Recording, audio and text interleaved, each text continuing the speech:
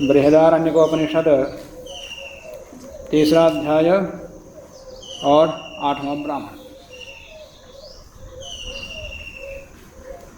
अथः वाचक्नवी उवाच ब्राह्मणाः भगवन्तो हन्ता अहम् इमं द्वौ प्रश्नौ प्रक्ष्यामि तौ चेन्मे वक्षति न वै जातु युष्माकम् इमं कश्चित् अब्रह्मोद्यं जेता इति पृच्छा गार्गीति।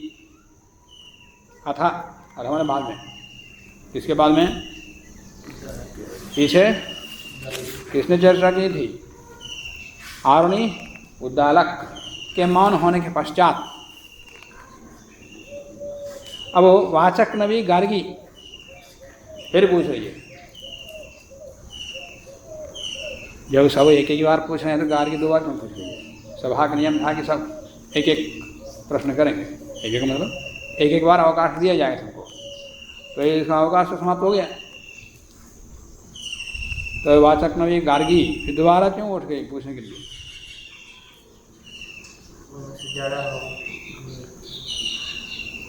तो पूछने की सभा की नहीं थी, स्वीकृति नहीं थी, तो सभा से स्वीकृति ले रही है पहले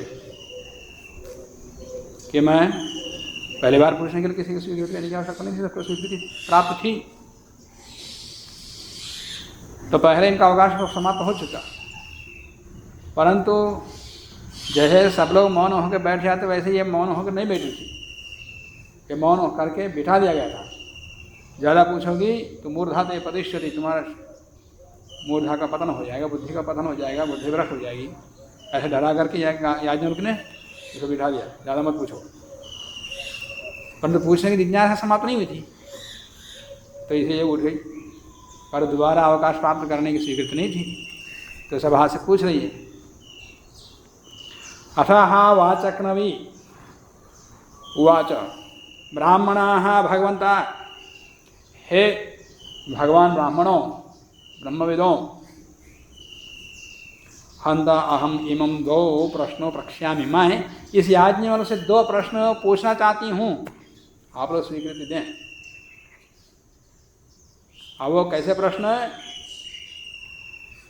तो चेन में वक्षति, यदि इन 2 प्रश्न का उत्तर मुझसे कहेगा, कौन? ये याज्ञवल्क्य, यदि मेरे इन 2 प्रश्न का उत्तर यदि ये याज्ञवल्क्य देगा तो न वै जात युष्माकम इमं कश्चित् अब्रह्मोद्यम जेता, आप लोगों में से कोई भी इसको जीत नहीं सकते वाद विवाद में। इस ब्रह्मवादी को, ब्रह्मोद्यम ने ब्रह्मवादी को, इस ब्रह्मवादी याज्ञवल्क्य को आप लोगों में से कोई इसको जीत नहीं सकते। ऐसे प्रश्न मैं पूछना चाहती हूँ, आप लोग मुझे स्वीकृति दें। इति पृच्छा गार्गी थी, गार्गी ने इस प्रकार से वाचक नवी गार्गी ने पूछी, स्वीकृति ली। किससे? सभा से। सब ब्रह्मवादी वहां पर। सा होवाचो, तो गार्गी बोली कि अहम वै त्वा याज्ञवल्क्य, तो सभा ने स्वीकृति दे दिया, मौन स्वीकृति, ठीक है, पूछो। सा होवाचो अहम वै त्वा याज्ञवल्क्य, अब याज्ञवल्क्य से स्वीकृति ले रही है। अहम वै त्वा याज्ञवल्क्य, हे याज्ञवल्क्य, मैं आपसे 2 प्रश्न करना चाहती हूँ, पूछना चाहती हूँ। वो प्रश्न ऐसे हैं, यथा काश्यो वै वैदेहो वा उग्रपुत्रः उज्यं धनुः अधिज्यं कृत्वा 2 बाणवन्तौ सपत्नाति व्याधिनौ हस्ते कृत्वा उपतिष्ठेत। जैसे काशी का राजा या विदेह देश का राजा, माने शूरवीर, उग्रपुत्र है माने बड़े शूरवीर राजा, उज्यम धनुष को, जो कि उज्य है, उज्य मन जिसमें जाल लगी हुई नहीं है, तो युद्ध करना होता तब उसमें जाल जोड़ देते, सूत्र धागा, इसी प्रकार सदा तना रहता तो फिर वो टूट सकता है, खराब नहीं सकता है, तो उसको निकाल कर सुरक्षित रखते। सदा युद्ध के लिए तैयार तो रहता ही है, एक तो तैयार रहता ही है कुछ।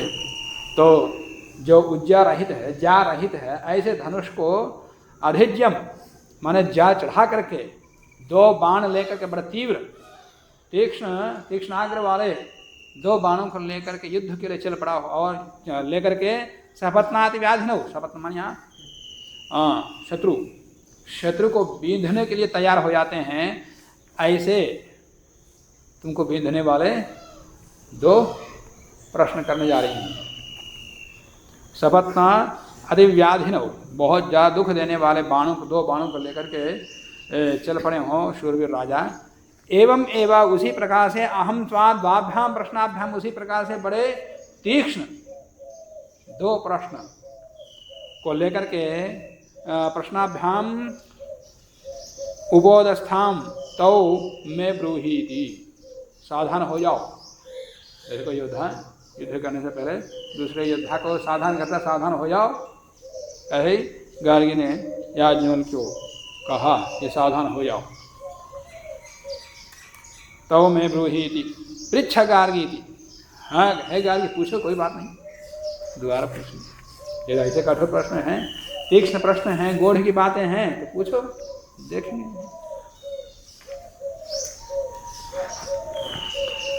सा होवाच यद ऊर्ध्वम याज्ञवल्क्य, है याज्ञवल्क्य, ऐसा संबोधन करके वो पूछी।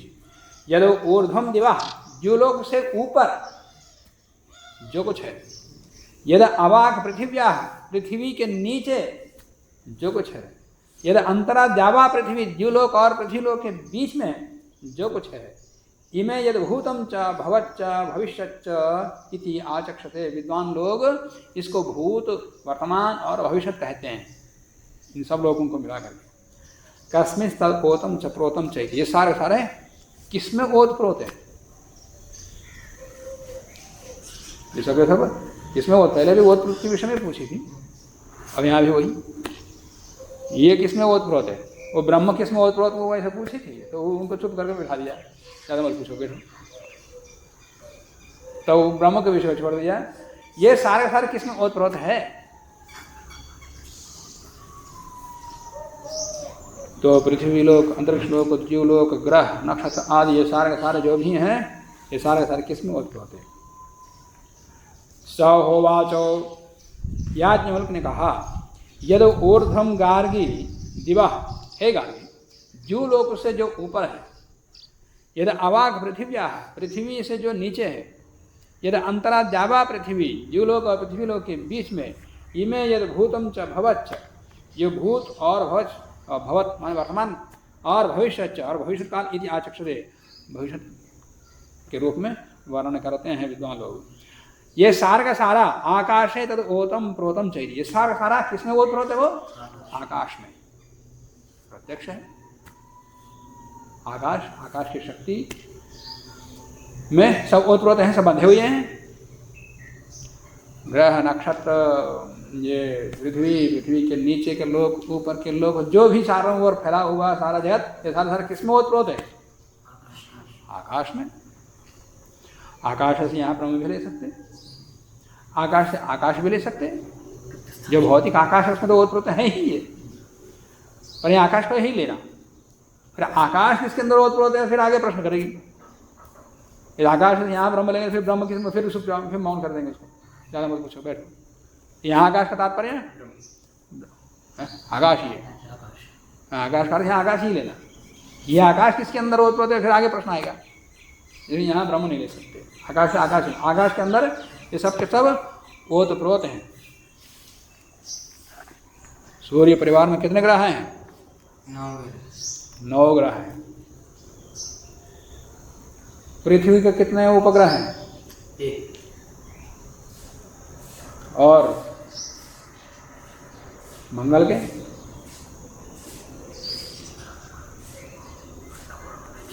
2, मंगल के 2, शनि के 21 हैं, शनि के 21 उपग्रह हैं, 21 चंद्रमा हैं।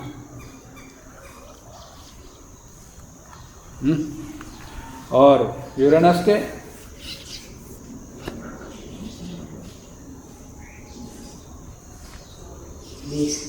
20, प्लूटो के 1, हाँ 1, नेपच्यून का 8। कितने उपग्रह हैं सबके? ये सूर्य परिवार है। ऐसे सूर्य परिवार अनंत है, बहुत है। ये सूर्य परिवार, प्रत्येक सूर्य परिवार अपना पूरा कुंभे को लेकर के, अपने परिवार को लेकर के फिर किसी केंद्र के चारों ओर चक्कर काट रहे हैं। ये सारा का सारा किसके अंदर ओतप्रोत है? आकाश के अंदर ओतप्रोत है।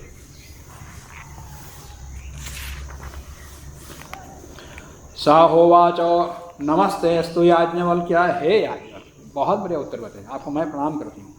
नमस्ते, जय श्री राम, राधे राधे, जय गुरुदेव आदि से नमस्ते नहीं किया है? ओम नमः शिवाय, अब पता नहीं क्या क्या, जय श्रीमन नारायण आदि आदि शब्दों से नमस्कार करते हैं। पर ऋषि मुनियों के काल में ऐसा नहीं था। नमस्ते, मैं आपका अभिवादन करते हैं, ऐसा इसका अर्थ आता है। तो सा होवाचो, गार्गी ब्रह्मवादिनी है, ब्रह्मवादी याज्ञवल्क्य से कह रही है कि नमस्ते अस्तु याज्ञवल्क्य। हे याज्ञवल्क्य, मैं आपको प्रणाम करती हूँ। यो मैं एतम व्यवोचे, आपने मेरे प्रश्न की व्याख्या बहुत अच्छी की, विशेष व्याख्या की, बहुत अच्छा समाधान दिया। अपरस्मै धारयस्व, अब दूसरे प्रश्न के लिए सावधान हो जाओ। और दूसरा तीर निकलने वाला धनुष से, तो उसके लिए सावधान हो जाओ। अपरस्मै धारयस्व इति, ऐसा बोली गार्गी ने। तो पृच्छा गार्गी इति, है गार्गी, पूछो क्या पूछना चाहती हो, दूसरा प्रश्न पूछो। तो दूसरा प्रश्न पूछ रही है, सा होवाचा यद ऊर्ध्वं याज्ञवल्क्य दिवो यद वाक् पृथिव्याः यदन्तराद्यावा पृथिवी इमे यद भूतं च भवच्च भविष्यच्च इत्याचक्षते कस्मिन् तद् ओतं च प्रोतं च। दूसरा प्रश्न कर रही है, दूसरा प्रश्न नहीं कर रही है, दूसरे प्रश्न के लिए पहले प्रश्न दोहरा दिया, फिर पहले प्रश्न का उत्तर वो दोहराएंगे, फिर उसके बाद प्रश्न असला प्रश्न असला विषय, मुख्य विषय फिर निकलेगा। कई बार वाद विवाद में कोई पूर्व पक्षी अपने पक्ष को स्थापित करता है, तो उसे खंडन करने से पहले उत्तर देने वाला सिद्धांती उस पूर्व पक्ष के बात को पूरा दोहराता है। हमारा अभिप्राय यही है ना, तो बाद में मुखर ना आ जाए वो, नहीं मैं ऐसा ही नहीं बोला था, मेरा अभिप्राय ऐसा नहीं था, वो मुखर जाएगा। इसलिए उसकी बात को दोहराता, ऐसा ही कहा ना, ऐसा ही अभिप्राय ना, हाँ तो फिर सुनो, फिर खंडन करो। कई बार आवृत्ति की जाती है, तो यहाँ भी आवृत्ति हो रही है। सा होवाच यद ऊर्ध्वं याज्ञवल्क्य, है याज्ञवल्क्य, इस ज्यूलोक से ऊपर, पृथ्वी के नीचे और ज्यूलोक पृथ्वी के बीच में जो कुछ है सारा सारा किस में ओतप्रोत है? तो याज्ञवल्क्य फिर उत्तर देते, सा होवाच, याज्ञवल्क्य ने कहा कि यद ऊर्ध्वं गार्गी दिवो यद पृथिव्याः यद अवाक् पृथिव्याः यद अन्तराद्यावा पृथिवी इमे यद भूतं च भवच्च भविष्यच्च इत्याचक्षते आकाशः एव, आकाश एव तद् ओतं च प्रोतं च इति। तो यहाँ प्रश्न वही है, सारा आकाश के अंदर ओतप्रोत है। समाधान फिर दोहरा दिया।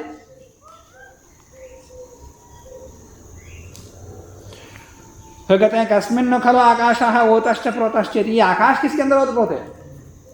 ये द्वितीय प्रश्न।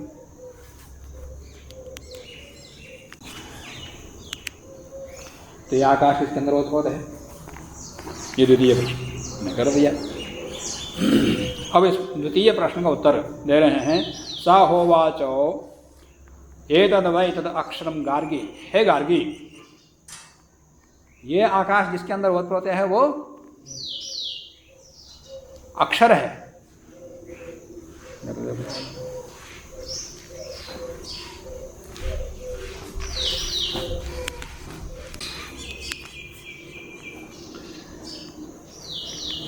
हे गार्गी, वह अक्षर है। यह आकाश जिसके अंदर ओतप्रोत है वो क्या है? वो आकाश, अक्षर, अक्षर के अंदर ओतप्रोत है। तद अक्षरम ब्राह्मणा अभिवदंती, ब्राह्मण लोग, ब्रह्मविद लोग उसको अक्षर कहते हैं। ये आकाश भी जिसके अंदर ओतप्रोत है, सबकी अपेक्षा से व्यापक, सबसे पहले उत्पन्न होने वाला या सदा रहने वाला, जो उत्पन्न होने वाला आकाश को अलग और सदा नित्य रहने वाला आकाश अलग, और उससे बढ़कर कोई व्यापक। अब वो आकाश स्वयं एक चेतन पदार्थ तो नहीं है, जड़ पदार्थ है, उससे भी बढ़कर कोई है तत्व। वो कौन है? उसका नाम है ब्रह्मवादी कहते हैं, उसको अक्षर कहते हैं। तद अक्षरम ब्राह्मणा अभिवदंती। वो अक्षर कैसा है? अब उसका वर्णन करें। वो कैसा है? अस्थूलम, वो स्थूल नहीं है, और अननु, वो सूक्ष्म भी नहीं है, अणु भी नहीं है, अह्रस्वम, छोटा भी नहीं है, अदीर्घम, लंबा भी नहीं है, और अदीर्घम, अलोहितम, ये रक्त आदि के समान, फूल आदि के समान, और लोहित भी नहीं है, उदित होने वाले सूर्य के समान लोहित भी नहीं है, लाल भी नहीं है। अस्नेहम, स्निग्ध भी नहीं है, या कोई मित्र के स्नेह जो गुण है वैसा भी नहीं है, वो सबके लिए बराबर रहता है। अस्नेहम, अछायम, इसकी छाया नहीं होती, जो रूप ही नहीं तो उसकी छाया कहाँ से बनेगी? अछायम, और आत्मा, वो अंधकार नहीं है, अवायु, वो वायु नहीं है, अनाकाशम, वह आकाश भी नहीं है। कहीं कहीं उसका आकाश कहते हैं। आकाश के नाम से ब्रह्म का वर्णन ग्रहण होता है, ये वेदांत में विशेष करके निर्णय हुआ, तो आकाश भी कहते हैं। अनाकाश में तात्पर्य वो ये भौतिक आकाश नहीं है, वो अनाकाशम, और असंगम, अरसम, अगंधम, अचक्षु, वो चक्षु रहित है, वो अचक्षुष्कम, अश्रोत्रम, वो श्रोत्र वाला नहीं है, बिना सूत्र के सुन लेता, वो पहले कहा था, वो आया। अश्रोत्रम, और अवागमन, अतेज, अतेजस्कम, अप्राणम, अमुखम, अमात्रम, अनंतरम, उसके अंदर कोई छेद भी नहीं है, व्यवधान भी नहीं है, उसके अंदर कोई रहने वाला भी नहीं है। अनंतरम, अबाह्यम, उससे बाहर कोई नहीं है। आकाश से बाहर सब भूतों के अंदर भी है, वो सब भूतों के बाहर भी है, पर उसके अंदर ना कोई है, ना उससे कोई बाहर कोई है। उसके अंदर जगत है और उसको नियंत्रण नहीं करता। वो परमात्मा सबके अंदर रहता है, वो सबका नियंत्रण करता है, सबका नियमन करता है। उसके अंदर ब्रह्मांड है, पर ब्रह्मांड उसका नियमन नहीं करता है, इसलिए उसके अंदर कोई नहीं है, यही कहा जाएगा। उसके अंदर रहता हुआ भी, उसके अंदर सारा ब्रह्मांड रहता हुआ भी वो उसका नियमन ना करने के कारण से परमात्मा के अंदर कोई नहीं है। होता तो वो नियंत्रण करते, जैसे शरीर के अंदर जीवात्मा है, जीवात्मा इसका नियंत्रण कर रहा है,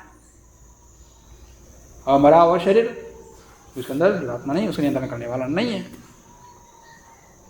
कोई उसका नियंत्रण नहीं कर रहा है, इसके अंदर कोई नहीं है। वैसा ही परमात्मा के अंदर ब्रह्मांड रहता हुआ भी ब्रह्मांड उसके अंदर उसका नियंत्रण नहीं कर रहा है, इसमें कोई नहीं है, तो उसके अंदर भी नहीं है, बाहर भी नहीं है। अबाह्यम, न तदाश्नाति, न वो खाता है, कौन? वो अक्षर, उसको खाने योग्य पदार्थ है ही नहीं कोई, वह खाता ही नहीं। हाँ, न तदाश्नाति किंचन, कुछ भी नहीं खाता वो, न तदाश्नाति कश्चन, ना उसको कोई खाता, ना वो किसी को खाता, ना उसको कोई खाता। परमात्मा कौन खाएगा, कौन भोगेगा? ना वो किसी को भोगता, ना उसको कोई भोग सकता, उसका वर्णन ये कर दिया। तो परमात्मा का स्वरूप नेति नेति नेति से ही समझा सकते हैं। हाँ, गाय के ऊपर हाथ रख करके ये गाय है बता सकते, वैसा ही उसको नहीं बता सकते। वो ये नहीं है, ये नहीं है, ये नहीं है, नहीं है, तो साफ कहीं से करेंगे, बचता है बस वो ऐसा है।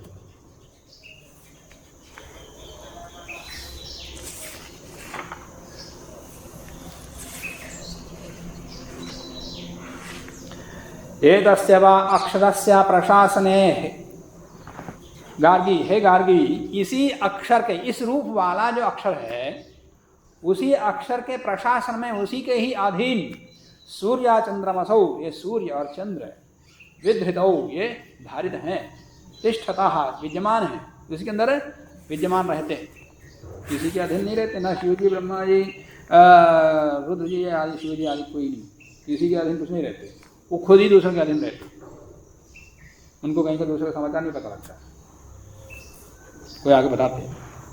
उनके भी दूत रहते। सूर्या चंद्रमसो विधुतो तिष्ठतः एतस्य वा अक्षरस्य प्रशासने गार्गी है गार्गी, इसी अक्षर के प्रशासन में जावा पृथ्वी द्युलोक और पृथ्वीलोक विद्यमान विद्युते तिष्ठतः। एतस्य वा अक्षरस्य प्रशासने गार्गी है गार्गी, इसी अक्षर के प्रशासन में निमेषाः मुहूर्ताः, निमेष मुहूर्त, अहोरात्राणि अहोरात्र दिन रात, और अर्धमासाः, अर्धमास माने पक्ष, शुक्ल पक्ष कृष्ण पक्ष, और मासाः मास, ऋतवः ऋतु, संवत्सराः संवत्सर विद्धिताः तस्मिन् तिष्ठन्ति। ये सारे उसी के अंदर धारित हैं और स्थिर हैं। ये तस्याक्षरस्य प्रशासने गार्गी है गार्गी, इसी अक्षर के प्रशासन में नियमन में प्राच्याः अन्याः नद्याः स्यन्दन्ते श्वेतेभ्यः परतेभ्यः, सफ़ेद पहाड़ों से, सफ़ेद पहाड़ मतलब हिमालय, हिमालय से नदियाँ निकलती हैं। उनमें से कुछ नदियाँ पूरी तरह, कुछ नदियाँ पश्चिमी तरफ बहती हैं ना, ये तुमने देखा। हिमालय से निकल के कुछ तो इधर पंजाब गुजरात की तरफ, पूरी की तरफ, और कुछ बंगाल की तरफ, पश्चिम बंगाल की तरफ और पश्चिम दिशा। तो कुछ पूर्व को कुछ पश्चिम को जा रही हैं, उसी के शासन में चल रही हैं, उसी के नियम में रहते हुए चल रही हैं। तो अस्य एतस्य वा अक्षरस्य प्रशासने गार्गी प्राच्याः नद्याः स्यन्दन्ते श्वेतेभ्यः परतेभ्यः, प्रतीच्याः अन्याः यां च दिशम् अन्वेतस्य वा अक्षरस्य प्रशासने, ये दिशाएं भी उसी प्रशासन में रहती हैं। प्रशासने गार्गी ददताः, और इतना ही नहीं है गार्गी, उसी के प्रशासन में ददताः मनुष्याः प्रशंसन्ति, दान देने वाले मनुष्यों की प्रशंसा लोग करते, उसी प्रशासन में करते। यजमान देवाः दर्वी, और दर्वी देव लोग माने विद्वान लोग, ऋतिक लोग, दर्वी माने जिनसे आहुति आदि देते हैं, कोई विशेष पात्र है, तो उसको लिए हुए वे देव लोग यजमानम, यजमान की स्तुति करते हैं, यजमान के कर्म करते हैं। पितराः अन्वायताः, और पितर लोग भी उसके अनुकूल रहते हैं। पितृगण भी उसी अक्षर के अनुशासन में अनुगामी होते हैं। ये कह दिया, पूरी व्याख्या कर दिया। जीव लोग, पृथ्वी लोग और चेतन जगत, जड़ जगत, चेतन जगत, जो सब कुछ उसी के अधीन है। यो वा एतद अक्षरम गार्गी है गार्गी, जो इस अक्षर को अविदित्वा न जानते हुए, यो वा एतद अक्षरम गार्गी अविदित्वा अस्मिन् लोके जुहोति, उस परमात्मा को ना जानते हुए इस लोक में रहते हुए यज्ञ करता है, होम करता है, यजते यज्ञ करता है, तपस् तप्यते, बहुत सारे तपों को तपता है, बहुत सारे व्रतों का पालन करता है, बहूनि वर्ष सहस्राणि अंतवद एव, बहुत सारे सहस्रों वर्षों तक, सहस्रों दिनों तक, सहस्र वर्ष तक रहता वो, उसकी आयु यही 100 है अधिकतम, थोड़ा और ज़्यादा रह सकता है, पर वर्ष सहस्राणि, सहस्र वर्ष तक इन यज्ञ याग तप आदि करता रहता है। तो सहस्र शब्द, वर्ष शब्द यहाँ पर दिन पर्यायवाची है, हजारों दिनों तक आभाष में आया, वहाँ भी वर्ष का अर्थ दिन पर्यायवाची कहा हुआ, यहाँ जो ऐसे तो हजारों दिनों तक होम यज्ञ तप आदि करता रहता, कठोर व्रत का पालन करता है। फिर भी यदि वो ब्रह्म को नहीं जाना तो वर्षसहस्राणि अंतवद एवं अस्य तद होती, उसका अंत तो होता ही, वो मरेगा फिर जन्मेगा, मरेगा तात्पर्य फिर जन्म लेगा, इतना सारा करने पर भी वो मरेगा फिर जन्म लेगा, मतलब बंधन के चक्र में रहेगा, बंधन से मुक्त नहीं हो सकता। अंतवद एवं अस्य तद भवति यो वा एतद अक्षरम गार्गी अविदित्वा अस्मात् लोकात् प्रेति, इसको जाने बिना सब कुछ करता हुआ ही इस लोक से, इस जन्म से, लोक मतलब इस जन्म से, शरीर से छूट जाता है, तो फिर कर्म बंधन में फंसता है, उसी चक्कर में घूमता रहता है,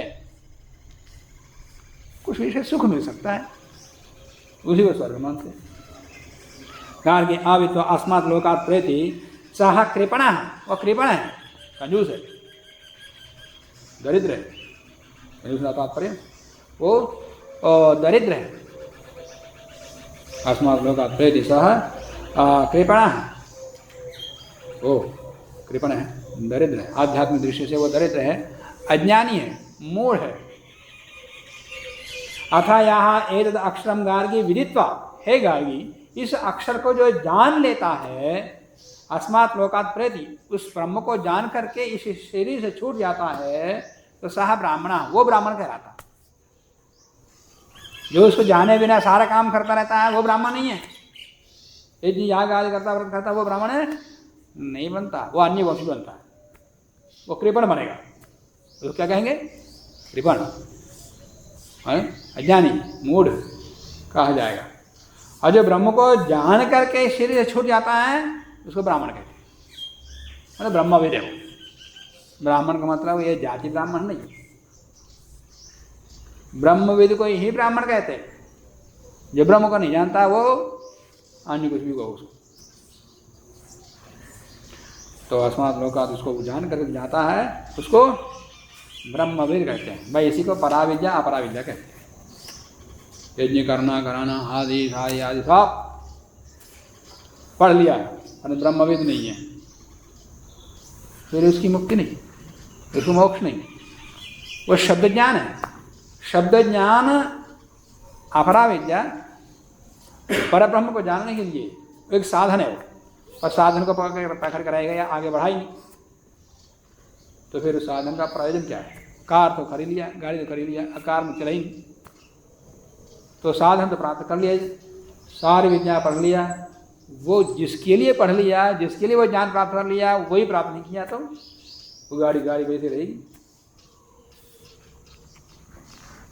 उनको उपनिषद में आता है, आया था, तत्र अपरा ऋग्वेदो यजुर्वेदः सामवेदो अथर्ववेदः शिक्षा कल्पो व्याकरणं निरुक्तं छंदो ज्योतिषमिति, ये सारा क्या अपरा विद्या है। ऐसे ज्ञान को अपर ब्रह्म कहते हैं। ब्रह्म का तात्पर्य ज्ञान, ब्रह्म का विभाग नहीं होता, ब्रह्म का विकार नहीं होता। शंकराचार्य ने तो एक ब्रह्म को परब्रह्म अब्रह्म दो विभाग किया, फिर अपर ब्रह्म ही ये सारा जगत के रूप में परिवर्तित होता हो, फिर अंत में अपर ब्रह्म का भी लय हो जाता, वो भी मिथ्या ही है। मिथ्या से जगत की उत्पत्ति कैसे होती है भाई? और अलग हो जाएगा। तो ब्रह्म तो एक ही है, उसका विभाग नहीं होता। हाँ, विद्या का विभाग हो सकता है। एक शब्द ज्ञान प्राप्त कराने वाला है वो अपरा विद्या है, और एक परब्रह्म को, साक्षात ब्रह्म को प्राप्त कराने वाली विद्या ज्ञान, उसको परब्रह्म कहो या परज्ञान, परा विद्या कहो, परज्ञान कहो, सब एक ही बात है। अथा परा विद्या यथा तद अक्षरम अधिगम्यते, यया तद अक्षरम अधिगम्यते, जिससे वो अक्षर प्राप्त होता है उसको क्या कहते हैं? परा विद्या कहते हैं। यहाँ भी वही अक्षर कहा ना, वहाँ भी ऐसे कहा कि यया तद अक्षरम अधिगम्यते, जिससे वो अक्षर ब्रह्म स कभी नष्ट नहीं होने वाला ब्रह्म की प्राप्ति होती है, उसको परा विद्या कहते हैं। वो ब्रह्म कैसा है? यद तद अदृश्यम, माने अदृश्यम, वो दिखाई नहीं देता, अग्राह्यम, अगोत्रम, अवर्णम, अचक्षुश्रोत्रम, तद अपाने पादम, नित्यम विभुम, सर्वगतम सुसूक्ष्मम, तद अव्ययम तद भूत योनिम परिपश्यन्ते धीरा। ऐसे उस अक्षर को जो देखता है वो धीर कहलाता है। यहाँ ब्राह्मण कहलाता कह दिया, वहाँ धीर कहलाता कहा है, बात एक ही है। समानता है, भाव एक ही है, शब्द भेद है। तदवा एतद अक्षरम गार्गी, है गार्गी वो अक्षर कैसा है? और यहाँ भी वही अक्षर का वर्णन कर रहे हैं। क्या? अदृष्टम दृष्टिश्रुतम, अश्रुतम श्रोत्रम, उसको श्रोत नहीं है पर सुनता है, चक्षु नहीं है, उसको देखने वाला नहीं है और वो सबको देखता है। और अमतम मंत्री, अविज्ञातम विज्ञात्री, न अन्यद अतो अस्ति दृष्टि, उस मत देखने वाला है, सब कुछ देखने वाला। लेकिन तात्पर्य देखते, हम भी देखते, पशु भी देखते, पक्षी भी देखते, पर देखने वाला कोई नहीं है, बस ब्रह्म ही देखता है। तात्पर्य सब कुछ को देखने वाला, सब कुछ को जानने वाला, सर्वशक्ति का ध्यान कर लेना, सब कुछ को देखने वाला, उसको छोड़कर कोई है ही नहीं। न अन्य अतो अस्ति दृष्टि, न अन्य अतो अस्ति श्रोत्री, सब कुछ को सुनने वाला, उसको छोड़कर और कोई नहीं है। न अन्य अतो अस्ति मंत्री, न अन्य अतः अस्ति विज्ञात्री, एतस्मिन्नो खलु अक्षरे गार्गी आकाशः ओतश्च पुरुष। ऐसे अक्षर के अंदर, ऐसे ब्रह्म के अंदर ये आकाश ओतप्रोत है। ये कहिए सा हो वाचा। अब गार्गी बोल रही है, ब्राह्मणाः भगवन्तः, हे पूज्य ब्राह्मणों ब्रह्मविदों, ब्राह्मण तात्पर्य हे ब्राह्मण नहीं, जाति ब्राह्मण नहीं, हे ब्रह्मविदों, विद्वानों ऋषियों, भगवन्तः तद एव बहु मन्यध्वं यद अस्मान् नमस्कारमुच्येत्थं, हम सब इसको नतमस्तक होकर के नमस्कार कहें, प्रणाम करें और संतुष्ट होकर के हमको छोड़ दें, यही कृपा समझ लेना हमारे ऊपर। मैंने हमको अपरास्त करके निंदित करने के लिए ना, तो फिर हम निंदित हो जाएंगे। हम इसको मतलब है हम इसको जीत नहीं सकते। इस ब्रह्मवादी याज्ञवल्क्य को हम जीत नहीं सकते, उसको उनको परास्त नहीं कर सकते। हम नमस्कार करके हम उनको अनुकूल बना दें, हम हमारे ऊपर कृपा दृष्टि बना कर रखें, यही बहुत बड़ी बात है हमारे लिए। ये उत्तर बता दे रही है, इसलिए ज़्यादा मत पूछो, छोड़ दो उनको, ले जाने दो गायों को। स होवाचा ब्राह्मणाः भगवन्ताः तद एव बहु मन्यध्वं, इसी को बहुत बड़ी उपलब्धि कृपा समझ लेना। मन्यध्वं यदि अस्मान् नमस्कारेण मुच्यध्वं, नमस्कार करके प्रसन्न होकर हमको छोड़ दें, यही बहुत कृपा समझ लेना। नमस्कार मुच्यध्वं न वै जात युष्माकम इमं कश्चित ब्रह्मोद्यम जेता, इस ब्रह्मवादी को कोई जीतने वाला ब्राह्मण इसके अंदर ब्रह्मविद नहीं है इति, ऐसे गार्गी ने कहा। ततो हा वाचक नभि ऊपर रामा, अब ये शांत होकर बैठी, अभी दोबारा नहीं उठी, उसमें तो बिठा दिया था, दोबारा उठ गई। तो ये ब्राह्मण समाप्त हो गया। अलम।